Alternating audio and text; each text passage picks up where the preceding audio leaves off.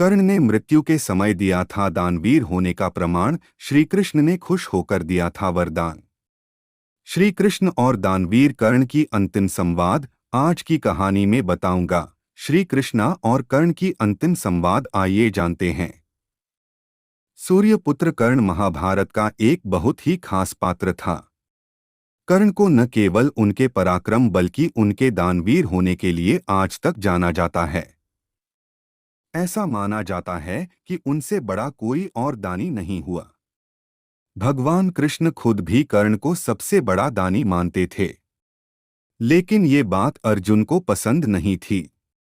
कर्ण की मृत्यु के समय भगवान कृष्ण उनकी परीक्षा लेने गए और कर्ण के व्यवहार से खुश होकर इसे वरदान भी दिया। युद्ध भूमि में जब कर्ण घायल होकर अपनी मृत्यु का इंतजार कर रहा थे, उस समय अर्जुन ने भगवान कृष्ण से कहा कि आपका दानवीर कर्ण असहाय होकर मौत का इंतजार कर रहा है। यह सुनकर कर्ण ने पास पड़े पत्थर से अपने सोने के दांत तोड़कर ब्राह्मण को अर्पण कर दिए। इस दानवीरता से प्रसन्न होकर भगवान कृष्ण अपने वास्तविक रूप में आ गए और कर्ण को वरदान मांगने को कहा। कर्ण ने मांगे थे 3 वरदान। कर्ण ने वरदान रूप में अपने साथ हुए अन्याय को याद करते हुए भगवान कृष्ण के अगले जन्म में उसके वर्ग के लोगों के कल्याण करने को कहा।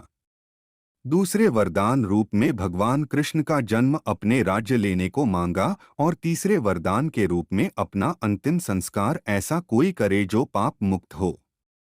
इसीलिए भगवान ने उनका अंतिम संस्कार अपने हाथों पर किया था।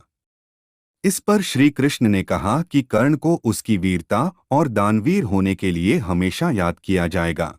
इस बात को सुनकर अर्जुन बोले कि वो सबसे बड़ा दानवीर कैसे हो सकता है। इस बात को साबित करने के लिए कृष्ण भगवान ब्राह्मण के भेष में पहुंचे और कर्ण को प्रणाम किया। इस पर कर्ण ने उनसे वहां आने का कारण पूछा तो ब्राह्मण ने बताया कि मैं आपसे कुछ दान मांगने आया था, लेकिन आपकी हालत देखकर अब कुछ नहीं मांगना चाहता, क्योंकि आप इस हालत में क्या दे सकेंगे।